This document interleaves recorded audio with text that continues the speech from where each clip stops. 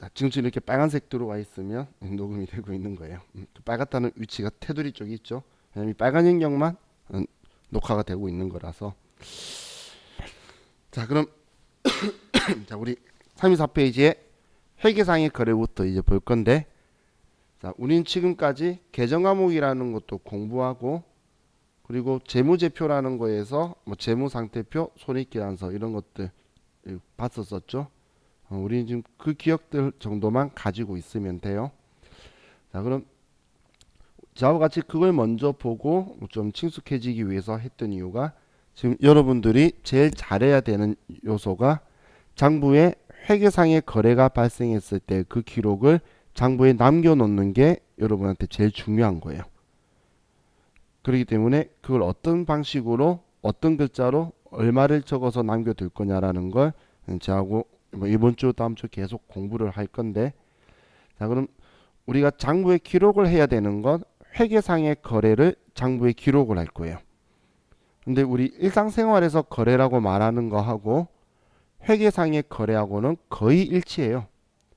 거의 일치한데, 근데 일부 차이 나는 부분이 조금 있어요. 그 차이점이, 자, 예를 들면 우리 회사의 직원이 물건 1억치를 판매하기로 계약을 하고 계약서를 쓰고 왔어요. 심지어는 예를 들면 공증까지 받고 왔어요. 그럼 그 계약이 파기가 되면 우리는 소송도 할 수 있을 만큼 상법상에도 거래고 민법상에도 거래가 될 수 있겠죠. 그런데 우리 회계상에서는 그건 거래가 아니라는 거예요.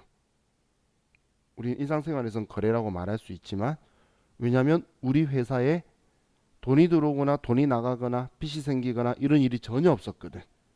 그럼 회계적으로는 계약서 하나 썼다 안 썼다는 우리 회계 입장에서는 아무런 거래가 아니라는 거예요. 그런데 또 반대로 생각해서, 자, 우리 회사의 창고에 물건 팔 수 있는 물건이 상품이나 제품이 있었는데 이게 홍수로 떠내려갔어요. 우리 그걸 거래라고 하나요? 그걸 거래라고 하면 나쁜 사람이라고 하죠. 일반적으로 그런 걸 재해당했다 이렇게 이야기를 하죠. 그런데 우리 회계상에서는 방금 홍수로 떠내려간 우리 상품이 떠내려갔다면 그건 회계상에는 거래라는 거예요. 왜 그게 회계상의 거래냐면, 물건이 떠내려가기 전까지 내 창고에 물건이 있던 걸 난 우리 장부에는 얼마만큼 있었다라고 적어뒀을 건데, 그 물건이 없어졌으면 없어진 만큼 물건을 빼야 될 거잖아요. 그럼 그걸 우리는 장부에 기록을 해줘야 된다는 이야기예요. 왜냐면 실제로 있는 양만큼만 써야 되니까. 혹은 우리 회사 건물이 있어요. 그럼 우리 회사 건물이면 우리 회사 재산이다라고 재무상태표에 있겠죠, 건물이. 근데 이 건물이 불타 없어졌어요. 그러면 일상생활에서는 화재가 나면 재해겠지만 우리 회계상에서는 그건 재해가 아니고 거래예요. 우리 장부에 있던 건물이 없어졌으니까 건물을 지워야 되거든. 그럼 이걸 거꾸로 생각을 하면 우리는 회계상의 거래는 이렇게 생각하시면 돼요. 내가 장부에 뭔가를 써야 될 게 있으면 회계상의 거래고, 장부에 쓸 일이 없으면 회계상의 거래가 아니다라고 보시면 돼요. 그럼 단순하죠. 방금 건물이 없어지거나 아니면 그 물건이 사라지거나 분실하거나 혹은 그 재해가 나서 홍수가 나서 떠내려가거나 뭐 그런 경우에 우리는 그 없어진 것들을 써야 되니까 우리는 회계상의 거래로 인식을 해서 그걸 장부에 쓸 거란 이야기예요. 혹은 누가 공짜로 우리한테 물건을 줬어요. 그걸 장부에 쓰면 회계상의 거래가 되는 거예요. 하지만 직원 채용을 해서 우리 근로계약서를 썼어요. 그것도 우리는 거래가 돼요. 노동법이든 뭐든. 근데 회계상에서는 근로계약을 한 건 장부에 뭐라고 쓸 거야? 아무것도 없죠. 우리 회계상의 거래는 그 직원한테 월급을 주면 그게 이제 거래가 되는 거예요. 우리는 월급 받는 걸 거래라는 표현을 안 하지만 우리 회계에서는 급여를 지급하는 걸 장부에 기록하는 회계상의 거래라고 할 거예요. 그 차이가 이제 회계상의 거래와 일상생활에서의 거래의 차이가 나는데, 자, 그럼 이걸 그냥 무작정 쓰는 게 아니라 일련의 규칙을 가지고 쓴다라는 거예요. 그럼 우리가 장부에 기록하는 거를, 자, 우리는 북이라고 하는데, 북이라고 표현할 건데, 이 북에는 종류가 두 가지가 있어요. 북이는 단식 부기가 있고 그리고 얘는 복식 부기가 있고 이렇게 부기는 두 가지가 있다라고 보시면 돼요. 자, 근데 여기에 계신 웬만한 분은 단식 부기를 다 해보셨어요. 자, 단식 부기부터 먼저 설명드릴게요. 자, 여러분들 어릴 때에 용돈 기입장 같은 거 써봤던 기억나시나요? 학교에서 시켜서 어쩔 수 없이 일반적으로는 자발적으로 내가 쓰고 싶어 이런 생각 안 하죠. 그럼 용돈 기입장이나 가계부 같은 경우에 어릴 때 썼던 거 생각해 보면 우리 이런 식으로 썼어요. 뭐 예를 들어서 뭐 1월 1일 날 용돈을 받았다. 지금 예를 드는 거예요. 그리고 용돈을 1,000원 받았으면 1,000원이다. 이렇게 쓰죠. 근데 제 어릴 때 기억에 우리 반에서 제일 똑똑한 아이는 여기에다가 뭐 입금 그리고 출금 그리고 잔액 뭐 이런 식으로 똑똑한 애들은 얘네들을 구분할 수 있도록 이렇게 써놓고 그리고 여기에 그럼 1,000원이 잔액이다. 그러고 있다가 뭐 1월 5일 날 내가 과자 사 먹으면 과자 500원짜리 사 먹었으면 500원. 그래서 잔액은 500원이다. 이런 식으로 쓰는 게 우리 용돈 기입장이었죠. 제일 똑똑한 애들 쓰는 방식이었죠. 자, 그런데 자, 지금 우리 반에서 어릴 때 쓰던 이 용돈 기입장을 지금까지 쓰고 계신 분 혹시 있으신가요? 전 단 아직까지는 한 분도 못 봤어요. 일기는 어릴 때부터 지금까지 쓰고 계신 분을 두 분은 봤어요. 그런데 용돈 기입장을 어릴 때부터 지금까지 쓰고 있다는 분은 단 한 분도 못 봤는데 그럼 왜 안 썼을까? 얘를 쓰면 내 돈 관리도 잘 되고 좋다라는 걸 아는데 우리가 이걸 안 썼던 이유는 뭐냐면 그런 생각 한 번도 안 해봤죠. 지금 이 돈 있죠? 500원 잔액. 이 잔액하고 실제 내가 가지고 있는 돈, 호주머니에 있는 돈하고 금액이 일치 안 하다는 거예요. 그러다 보니까 이걸 우리 표현으로 하면 이 가계부 용돈 기입장에 적혀 있는 금액에 대한 신뢰도가 나에게 없기 때문에 이걸 영원히 써야 된다는 생각을 못 가진다는 거예요. 그렇기 때문에 이 단식부기는 영리 목적으로 처리하고 있는 일반적인 기업에서는 사용을 하지 않고 이 단식부기는 비영리 단체에서만 사용을 할 수가 있어요.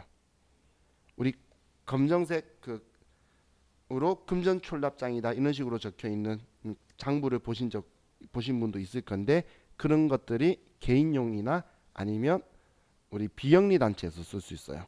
그래서 이 단식부기를 다른 말로 비영리 부기라고 표현을 해요. 단식부기를 비영리 부기라고 표현을 해요.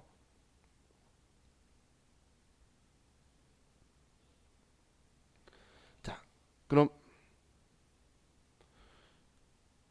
이 비영리 단체에서 이런 단식부기를 쓰면 우리 영리 단체에서는 이런 식으로 믿을 수 없는 방법을 쓰지 않고 우리는 복식부기라는 걸 쓰는데 이 복식부기는 우리 거래의 이중성과 그리고 우리 재무상태표 할 때 제가 이야기했던 대차 평균의 원리를 이용해서 장부에 기록하는 방식이 우리 복식부기의 원리다라고 보시면 돼요. 복식부기의 원리. 자, 그럼 이 복식부기의 원리를 가지고 한번 생각을 해보면 자,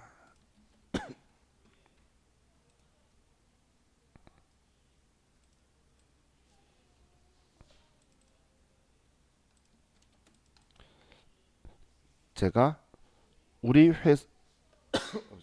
회사에 들어온 것은 왼쪽에 쓰고 나간 것은 오른쪽에 쓸게요.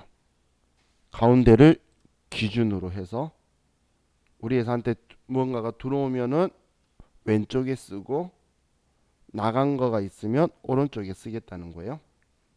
자, 그럼 제가 지금 과자를 하나 사요. 그럼 과자는 나한테 들어오겠죠. 그럼 나한테 들어온 과자는 왼쪽에 과자라고 쓰는 거예요. 그럼 이 과자가 500원이에요.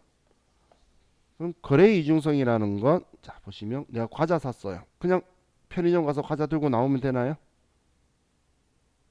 돈을 줘야 되겠죠. 그럼 나는 하나의 사건이 발생하면 반대되는 거래가 또 하나 일어난다는 거예요. 내가 돈을 주거나 외상을 하거나 공짜이거나. 그럼 내가 돈을 주면 돈이 나한테 나가게 되겠죠. 그래서 오른쪽에다가 돈 500원을 줬다, 이런 식으로 써주는 거예요. 내가 뭔가를 하나 득 하면 그게 맞는 대응되는 게 나가거나 아니면 나중에라도 줘야 될 의무가 발생할 거라는 거예요. 그럼 그걸 두 가지를 다 적어주는 게 우리는 거래의 이중성이다라고 표현을 해요. 그럼 그 이중성을 전부 다 적어주는 이런 방식이 우리 복식부기인 거예요.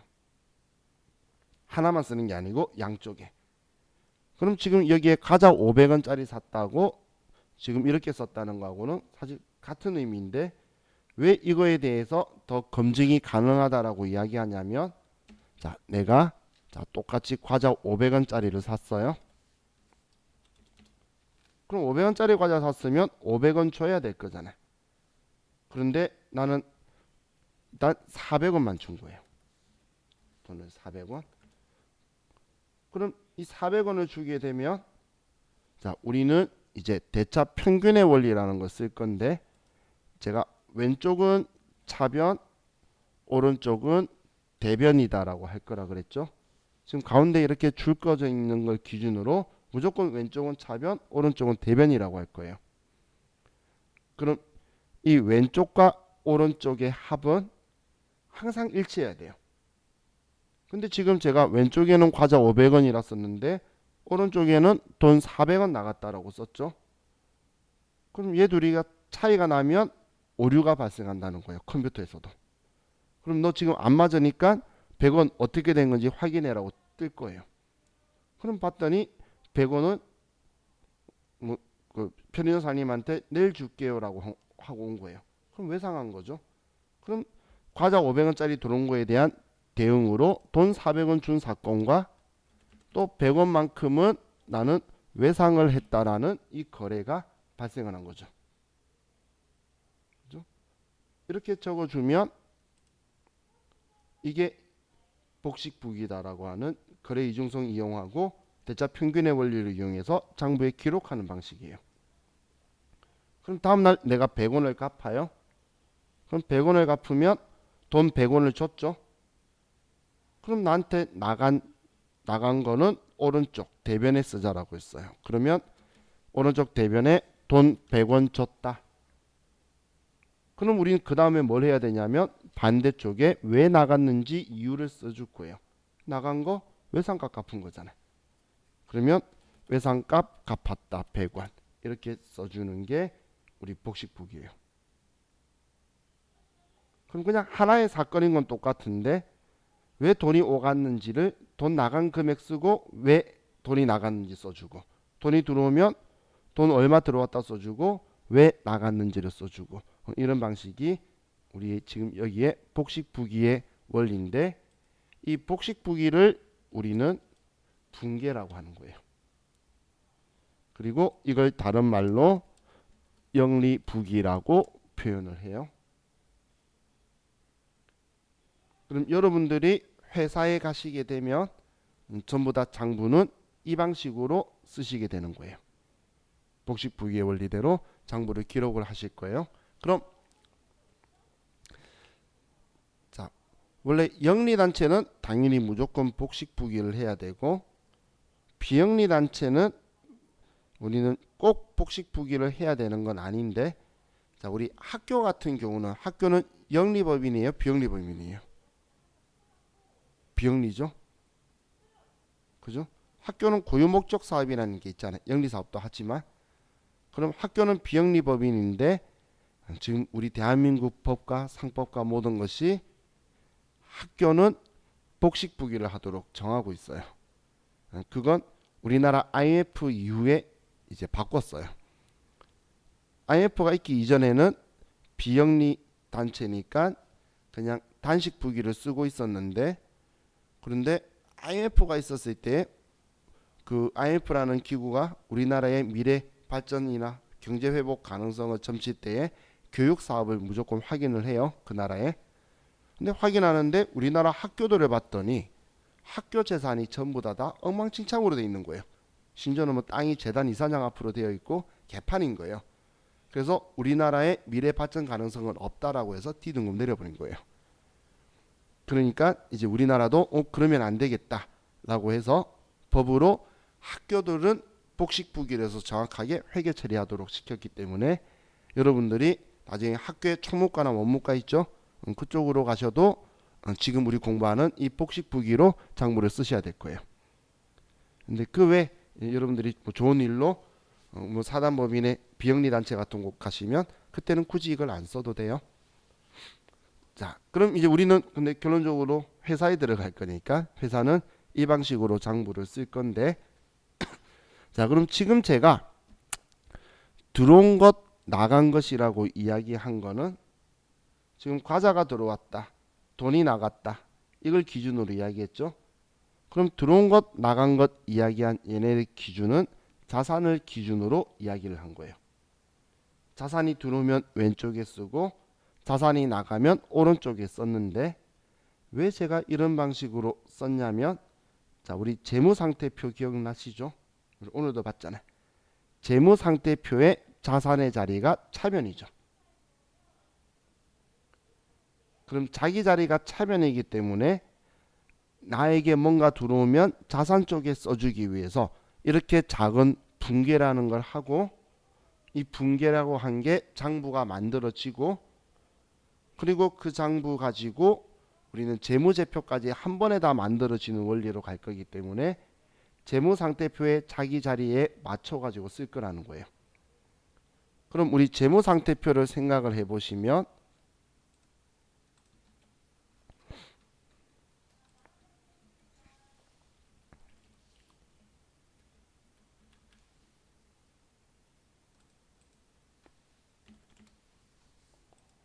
자, 재무상태표가 자산 자리가 차변이었죠. 그리고 부채하고 자본의 자리가 자기 자리가 대변이었다는 거예요. 우리 재무상태표에서. 그럼 우리는 회계상의 거래가 발생하는 첫 번째 요인이, 가장 기본적인 원초적인 요인이 나한테 돈이 들어오거나 나가는 게 회계상의 거래의 가장 기본적인 베이스예요. 통장에 돈이 들어왔네, 직원이 현금 가지고 와서 회사에 입금하네, 아니면 물건을 팔았네, 뭐 이런 것 때문에 회계상의 거래가 발생하겠죠. 그러면 자산 자리가 차변이기 때문에 우리는 장부의 원리를 같은 쪽에 쓰면 더해지고 반대쪽에 쓰면 줄어드는 원리를 사용을 할 거예요. 그렇기 때문에 나한테 자산이 들어오면 차변이 왼쪽에 쓰게 될 거고, 나에게서 자산이 나가게 되면 오른쪽에 쓸 거라는 거예요. 이걸 다른 표현으로 하면 자산이 증가를 하면 차변인 왼쪽에 쓸 거고, 자기 자리인 반대쪽에 쓰면 자산은 감소를 하도록 우리가 장부에 기록을 할 거라는 거예요. 지금 자산이 증가하면 차변, 자산이 감소하면 대변, 이 이야기가 들어온 것 왼쪽에 쓰고 나간 것 오른쪽에 쓸게요 라고 한 거랑 같은 이야기예요. 나한테 재산이 들어오면 왼쪽에 쓰고 나가면 오른쪽에 쓸게요. 이 말이 자산이 증가하면 차변이고 자산이 감소하면 대변이라는 거예요. 자, 이해가시죠? 그럼 부채와 자본의 자리는 오른쪽 대변이겠죠?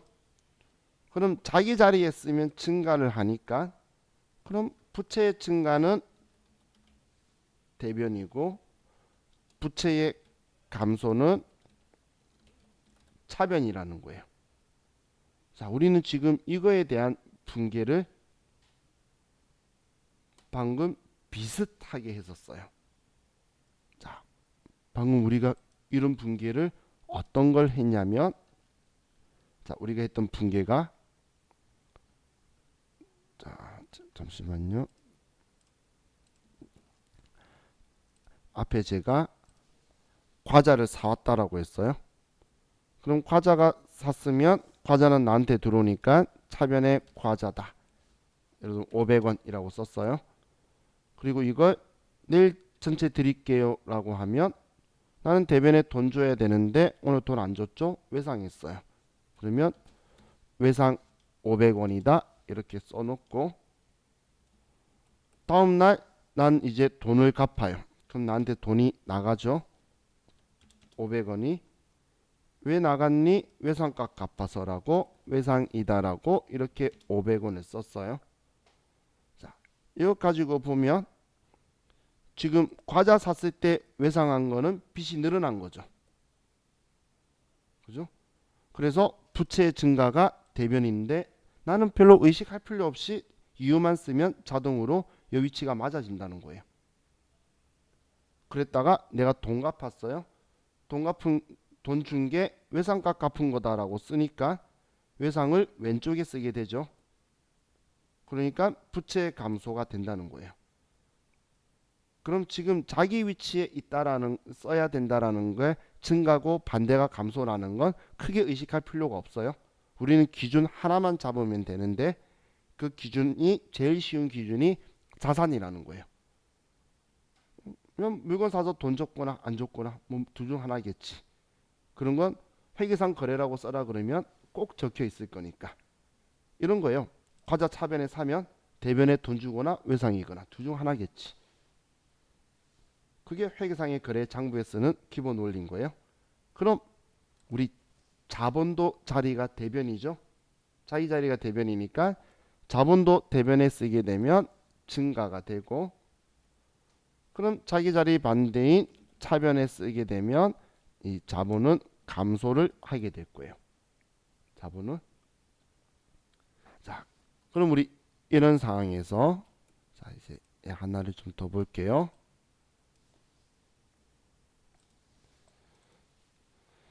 자, 우리가 수익하고 비용이 있는데 자, 우리 손익계산서를 가지고 이런 형태로 표현을 T자로 써서 표현을 한 적은 없죠. 그죠? 우리 손익계산서는 제가 표현해 줄 때 매출액에서 매출원가 빼면 매출총이 거기에 판관비 빼면 영업이익 이런 식으로 순서대로 쭉 내려오도록 썼지 이걸 왼쪽 오른쪽으로 하면서 이야기한 적은 없는데 우리는 외부 이용자한테는 그렇게 보여주면 제일 편하니까. 근데 그렇게 보여주는 건 컴퓨터가 번호대를 가지고 오늘 봤던 500번, 800번, 900번 이걸 가지고 자기가 알아서 컴퓨터가 다 해줄 거예요. 그럼 우리는 장부의 원리로는 그냥 단순하게 수익이다 비용이다 이것만 알아서 차이가 수익이 많으면 이익이고 비용이 많으면 손실이다라고 생각하면 되겠죠. 자, 그래서 우리는 장부에 쓸 때 이렇게 차변 대변 왼쪽으로 쓸 건데 자, 차변 왼쪽에는 우리는 비용의 자리가 될 거고 오른쪽이 수익의 자리가 될 거예요. 그럼 금액으로 예를 들었을 때 수익이 예를 들어 100만 원인데 비용이 60만 원이다라고 볼게요. 그럼 제가 무조건 이렇게 가운데에 선을 꺼면 왼쪽은 차변이고 오른쪽은 대변이 될 거예요.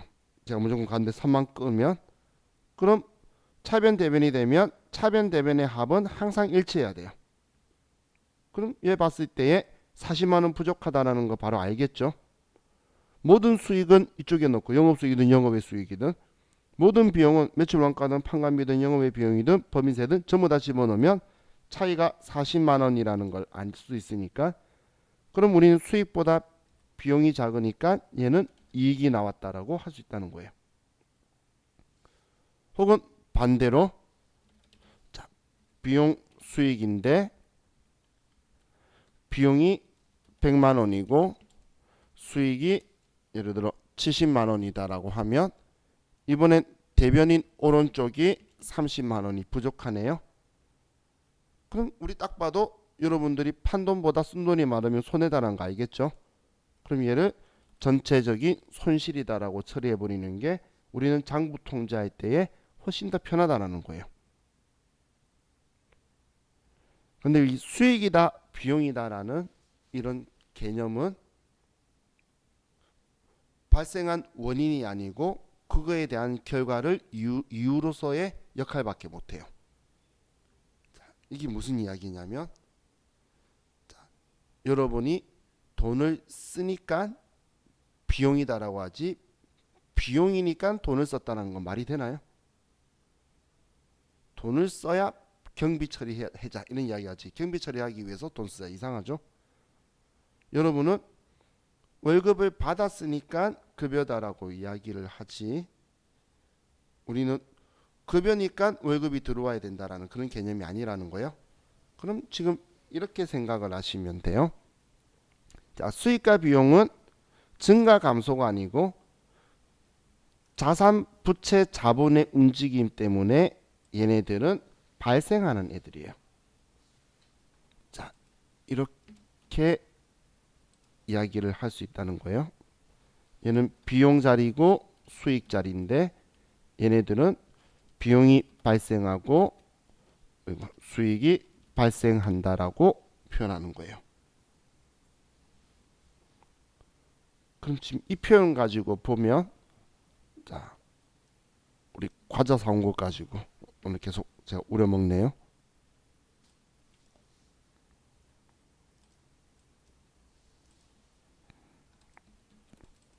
제가 과자를 샀어요. 500원치. 그러면 나는 돈을 주거나 외상하거나 둘 중 하나야 되는데 사장님이 기분이 좋았나 봐. 야, 그냥 먹어 라고 했어요. 그럼 내 입장에서는 이유를 써야 되는데 얘가 공짜가 되죠. 그죠? 그래서 여기에 공짜라고 썼어요. 이 공짜가 나한테는 수익이 되는 거죠. 득이 된 거니까. 그럼 지금 과자가 나한테 그냥 들어온 게, 과자가 그냥 들어온 게 원인 시작인 거고, 근데 이걸 돈을 안 줘도 되니까 수익이라는 거잖아요. 그래서 수익 자리가 반대쪽인 대변인 거예요. 그럼 또 하나 생각해 볼게요. 돈을 내가 지금 공짜로 해서 기분 좋아서 집에 막 뛰어오다가 들고 갔던 500원을 잃어버렸어요. 그럼 내 입장에서는 돈이 없어졌겠죠? 그럼 없어졌다고 우리는 대변 쪽에 돈 500원이 없어졌다고 써야 돼요. 그럼 반대쪽에 이유를 써야 되는데 그 이유가 분실이죠. 전에 어떤 분이 제가 이렇게 설명했더니 바보짓이라고 하던데 분실이죠. 자, 그럼 지금 나한테는 돈이 나갔는데 들어온 거 없고, 이걸 우리는 비용이라고 하는 거예요. 비용. 그럼 비용의 자리는 지금 차변에 발생한 거죠. 분실했기 때문에 돈이 나갔다가 아니잖아. 돈 분실했다. 그래서 얘가 비용이다. 돈이 없어졌다. 그래서 분실이다. 이렇게 가는 거라는 거예요. 근데 지금 제가 말했던 걸 지금 다른 쪽을 생각할 필요는 없어요. 자, 보시면 지금 제가 쓴 게 얘들이 비용이 발생을 하고 수익이 발생을 했는데, 지금까지 제가 적었던 거래를 가지고 여러분들이 보면 자산이 증가하면 과자를 사오면, 아이고 왜 이래, 죄송해요. 과자를 사오면 돈을 주거나, 과자 사왔는데 외상을 했거나, 혹은 돈을 줬는데 외상 대금을 갚았거나, 과자 사왔는데 공짜였거나, 돈을 잃어버렸는데 얘가 분실인 비용이었거나, 이렇게 서로 연결된다는 거예요. 지금 제가 자본을 빼고 이야기하는 이유가 자본은 얘네들 원인으로 마지막에 나오는 결과이기 때문에 조금 특수성은 있어서 지금 설명 적절하지 않는데, 얘네들은 서로 이렇게 얽히고 썩히도록 엮여 있다는 거예요. 왜냐하면 내가 빚이 있었는데 빚 안 갚아도 되는데 그럼 나한테 수익이잖아. 그럼 부채가 감소면 수익이 발생된다는 거예요.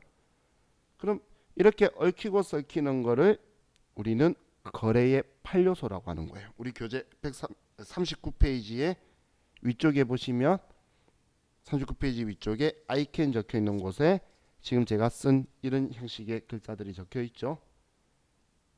그죠? 자, 35페이지 위쪽에 ICAN 35페이지 아닌가요? 있죠? 방금 유현 씨가 막 찾는 것 같길래 페이지 잘못 말한 줄 알았어요.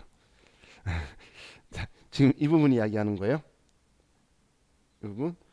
그럼 지금 얘네들이 서로 얽히고 썩히고 있는 걸 우리는 거래의 8요소라고 하는데 여기서 오해하시면 안 돼요. 이걸 외워야 되는 게 아니에요.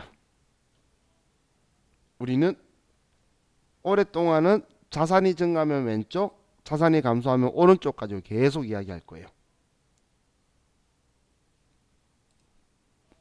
우리는 계속 거래가 첫 기본 베이스가 뭔가를 사고 돈 주거나 뭔가를 사고 외상하거나 뭔가를 공짜로 받거나 할 거예요. 계속 이렇게 할 거예요. 또 내가 돈을 주면 뭔가를 사왔거나 아니면 내가 돈 준 게 빚을 갚았거나 아니면 우리 회사 직원들 밥 사줬거나 월급 줬거나 우리는 회사 입장이니까 회사 입장에서는 돈이 나가고 그게 이제 우리 월급이다라고 하는데 우리 회사 입장에서는 비용 나간 거죠. 우리 회사 돈 빠져나갔잖아. 직원 입장에서는 수익이겠지만 회사 입장에서는 비용이죠. 돈 나간 거니까. 그죠? 우리는 회사 입장에서 쓰는 거예요. 내 입장이 아니죠. 그럼 지금 제가 이야기하는 거는 우리는 자산을 중심으로 해서 반대쪽에 앞으로 제가 가르쳐 알려드리는 계정 과목으로 그 이유를 쓰시기만 하면 되지 이걸 거래 8요소를 가지고 공부하는 게 아니라는 거예요. 저는 이 거래 8요소를 수업을 해본 게 한 13년 전이었나? 그때인데 그때 제가 고등학교에 그 산학협력 교사로 있은 적이 있었어요. 저기 인천 여상이라고 부평 여상이라고 지금 인천 세무고등학교라고 뭐 이름이 바뀌었다는데 거기에 고등학교 1학년 3월 달에 막 입학했을 때 걔네들한테 이거 가르쳐 줘요. 왜냐면 걔네들이 공부 엄청 하기 싫어하거든. 그래서 걔네들한테는 월요일 날 이거 가르쳐 줘요. 자산이 증가하면 자산이 감소하고 자산이 증가하면 부채가 증가하고 자산이 증가하면 자본이 증가하고 자산이 증가하면 수익이 발생한다. 월요일 날 이것만 가르치고 화요일 날 부채가 감소하면 자산이 증가하고 부채가 감소하면 부채가 증가하고 부채가 감소하면 자본이 증가하고 부채가 감소하면 수익이 발생한다. 그래서 수요일은 특별 활동하더라고. 그럼 목요일 날 자본이 감소하면 자산이 감소하고 이걸 월, 화, 목, 금을 가르치는데 그 훌륭한 아이들은 그 다음 주 월요일 날 쪽지 평가 보면 얘를 틀려줘요. 그런 애들한테 쓴 건데 우리는 성인이잖아요. 성인은 이걸 알고 있다는 거예요. 우리들은 어제 하루 정도를 저와 같이 봤을 뿐인데 자산의 자리는 차변이고 부채와 자본의 자리는 대변이라는 걸 여러분들 알겠죠? 제가 직업들 이야기하니까. 그럼 우리 그것만 인지하고 있으면 돼요. 자기 자리에 쓰면 증가고 자기 자리 반대에 쓰면 감소라는 것만 알면 끝나는 거기 때문에 우리 거래 8요소를 이용한다가 아니고 써놓고 보면 거래 8요소에 맞아져 있다는 걸 느끼게 돼요. 지금 앞에 그런 거였잖아. 우리가 과자 사왔는데 외상했다. 이렇게 써뒀더니 거래 8요소가 맞은 거잖아요. 자산이 증가하고 부채가 증가했다. 돈이 나갔는데 이거 가지고 외상값 갚은 거야 라고 썼더니 부채가 감소하고 자산이 감소했다로 자동으로 다 맞춰지기 때문에 우리는 자산을 기준으로 저와 같이 오랫동안 이야기를 할 거예요. 그러다가 나중에 눈에 조금 익으면 이제 부채를 가지고도 생각을 할 거예요. 그때쯤이면 제가 말 안 해도 부채 자리는 대변이에요 라고 여러분이 알아요. 그럼 부채를 차변에 쓰면 줄었다는 걸 나중에 알 때는 제가 이런 걸 가르쳐 드릴 거예요. 부채가 줄었는데 줄은 이유가 상대방이 돈 안 갚아도 된대. 그땐 돈 나가는 게 안 보이잖아. 그래서 그때쯤 됐을 때 부채의 감소가 차변이라는 걸 알면 돼요. 그쯤에. 근데 그 방금 제가 말한 것도 빚 안 갚아도 된대. 그럼 빚 줄어들고 이거 빚 줄어들고 왜 이러지? 자, 빚 줄어들고 수익이 발생한 거다. 이렇게 자동으로 연결이 다 되는 거예요. 그럼 우리는 그냥 크게 생각하지 말고 자, 꼭 기억하셔야 되는 거예요. 자, 많이 실수하시는데 처음엔 어려워요. 왜 어렵냐면 자산이 증가하면 왼쪽 차변이고 자산이 감소하면 대변이에요. 우리 이것만 꼭 생각하는 거예요. 반대쪽에는 제가 알려드리는 이유를 가지고 쓸 건데 한참 이야기하다 보면 뭔가 들어온 게 차변이니까 그러면 수익의 자리가 차변이 아니냐라고 갑자기 생각이 꼬이기 시작을 해요. 수익의 자리가 왜냐면 나간 게 대변이라면서요. 그럼 비용이 대변 아니에요라고 꼬이기 시작한다는 거예요. 지금 제가 이게 꼬인다라고 이야기했죠. 얘가 원인이고 얘가 원인이고 자산이 증가된 거에 대한 반대쪽의 이유를 써주는 게 수익이라는 거예요. 우리는 차변 쪽에 두 개 쓰는 게 아니고 차변 대변에 다 쓰는 거래의 양면성으로 쓸 건데 돈이 들어와야 수익이지. 그죠? 돈이 나가면 얘는 비용인 거예요. 비용. 여러분이 밥값을 주면 돈이 나갔기 때문에 얘를 밥값 썼다라고 쓰는 거예요. 그 밥값이었다라고 쓰는 게 비용인 거예요. 왜 걔를 비용이라고 이야기하냐면 내가 내 재산이 나갔는데 나한테 들어오는 게 없으면 그게 비용인 거예요. 비용이라는 건 거꾸로 나에게 뭔가가 들어왔는데 나가는 게 없으면 그걸 수익이라고 하는 거예요.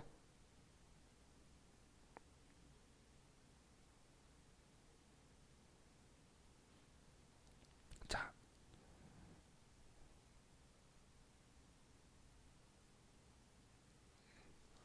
그럼 우리는 지금 이 원리를 가지고 이 앞에 우리 재무상태표 손익계산서에서 봤던 계정 과목을 제가 어떤 경우에 얘를 쓰고 이때 차변에 쓰는지 대변에 쓰는지를 이제 좌우 같이 볼 거예요. 자, 그럼 우리 교재 잠깐만 보고 또 뒤쪽으로 넘어갈게요. 자, 그럼 우리가 장부했을 때 정말 이렇게 과자다, 돈이다 이렇게만 쓸 거냐라는 거예요.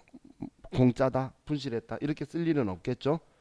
그럼 우리는 이제 장부에 외부 이용자에게 보여줄 수 있는 그리고 이렇게 단순한 게 아니고 어느 정도는 통합적으로 뭉쳐진 계정을 이제 계정 과목이라고 해서 그걸 사용을 할 거예요. 그럼 그 계정 과목이라는 게 지금 여기에 계정 중에서 뭐 택시비나 버스비다 이렇게 우리는 택시비 냈다, 버스비 냈다, 지하철비 냈다 말하지만 이걸 그냥 전부 다 뭉쳐서 교통비였다라고 일괄적으로 말할 수 있겠죠. 그럼 이런 것들을 계정 과목이다라고 표현할 거라는 거예요. 그럼 이 계정 과목을 좌우 같이 이제 분계 원리를 보면서 공부를 할 거고 이 다음 보시면 세 번째에 분계 전표 작성과 분계장이라고 적혀 있죠. 그리고 다음 페이지에 보시면 전기라고 적혀 있고 총계정 원장이라고 적혀 있는데 우린 이거 안 볼 거예요. 제가 옛날 과거에 부기 수업을 할 때는 전기도 가르치고 당연히 가르쳐야 되는 거니까 전기도 가르치고 거래처 원장도 가르치고 전부 다 가르쳤는데 지금 우린 전산이잖아요. 전산은 정해진 글자로 정확하게 계정 과목으로 이렇게 분계 하나만 하면 이 모든 장부들이 자동으로 한 번에 다 만들어져요. 그럼 우리가 장부를 따로 만들 필요가 없고 그냥 회계상 거래만 장부에다가 써주면 전부 다 끝이 나기 때문에 그래서 우리는 이걸 볼 일은 없어요. 자, 그럼 이 결산이라고 적혀 있는데 이 결산이라는 건 우리가 공부를 나중에 결산을 하고 나서 와서 보면 그냥 이거구나, 아 그거였구나 라고 끝날 건데 지금 봐봐야 나중에 까먹고 필요 없는 정보니까 이제 얘네들은 뛰어넘을 거라는 거예요. 자, 그래서 이제 우리 본격적인 수업이 이제 여기서부터 시작될 거예요. 교재 48페이지로 갈게요.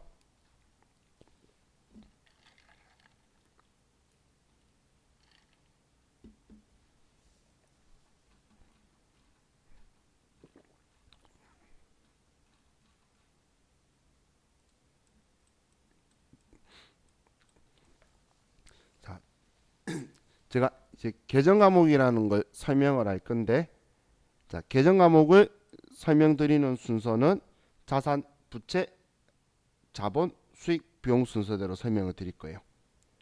그리고 이 순서들도 유동성 배열의 순서대로 설명할 거고, 근데 저도 그렇게 설명할 거지만 제가 쓴 책이든 이 책 저자든 누구든 간에 전부 다 그 순서대로 계정 과목을 설명해요. 그럼 우린 첫 자산 중에서 유동자산, 유동자산 중에서 당좌자산, 그럼 당좌자산 중에 현금화가 제일 빠른 현금이라는 계정 과목을 먼저 보도록 할게요. 자, 이제 우리 컴퓨터로 제가 쓸 때 계정 과목에는 이렇게 대괄호를 쳐드릴게요. 대괄호를 쓴 걸 아닌 거는 계정 과목이 아니고 분류라든지 아니면 설명인 것들이고 별표 쓰고 뭐 이런 거는. 근데 제가 이렇게 양쪽에 대괄호를 쓰면 얘가 계정 과목이다라고 보시면 돼요. 그럼 우리가 일상생활에서도 현금이라는 표현을 쓰고, 근데 회계에서도 우리 현금이라는 계정 과목을 쓴 적이 있었죠. 그죠? 그럼 이 현금을 회계에서는 어떨 때 쓰냐면, 자, 우리 첫 번째 우리 일상생활에서하고 똑같이 우리 일상생활에서는 통화를 현금이라고 하죠. 통화라는 건 우리 대한민국은 한국은행이 발행한 주화나 지폐를 통화라고 하는 거예요. 그죠? 그럼 이건 일상생활에서도 현금이라고 하고 우리가 장부했을 때도 회계상 용으로 현금이라고 해요. 그럼 그냥 현금이네. 그죠? 자, 그런데 회계상에서 현금은 이 통화만이 아니고 통화 대용 증권도 우리는 현금이라는 계정 과목을 쓸 거예요. 통화 대용 증권이라는 표현은 뭐냐면 통화를 대신한 용도로 쓸 수 있는 권리 증서가 증권이에요. 자, 많은 분들이 처음 실수하는 게 증권하면 주식인 줄 아는데 주식은 증권의 한 종류인 거예요.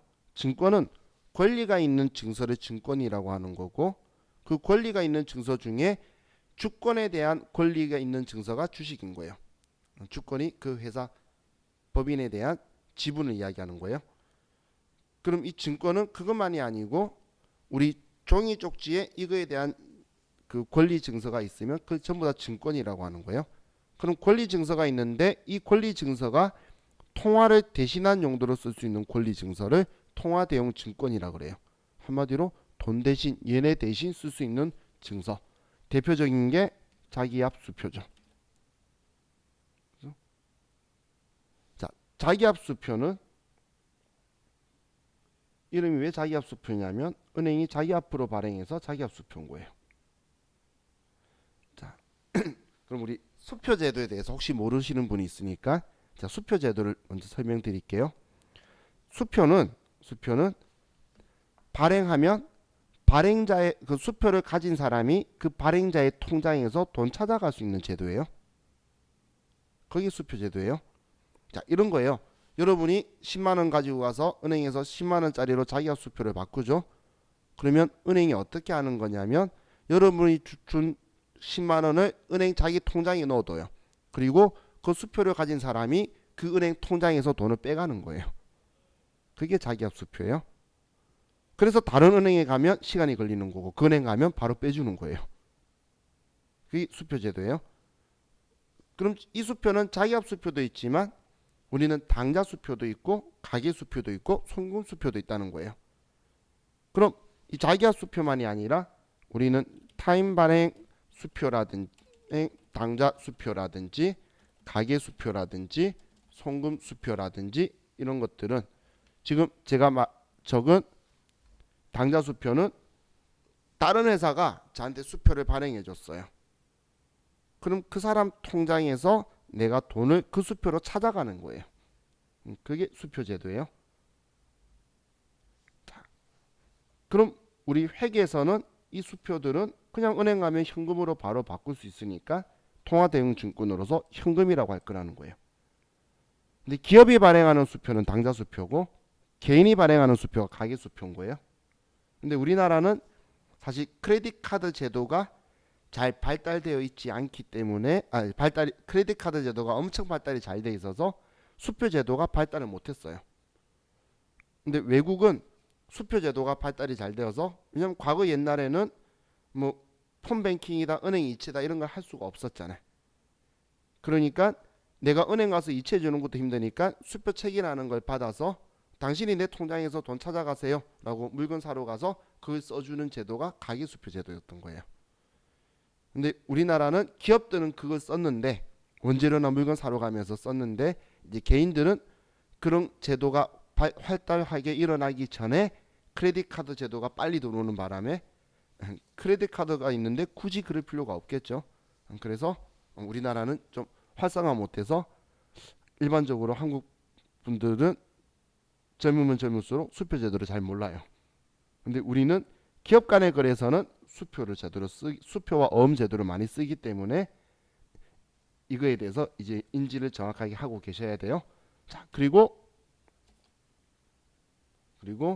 또 이것만이 아니고 우리 뭐 국공채 이자표라든지 아니면 배당금 지급 통지서라든지 혹은 뭐 우편환 증서라든지 이런 형식의 수많은 은행 가면 바로 우리가 지금 즉시 현금화가 가능한 자산을 우리는 현금이라는 계정 과목을 쓸 거라는 거예요. 현금이라는 계정 과목을. 그럼 이렇게 생각을 하시면 돼요.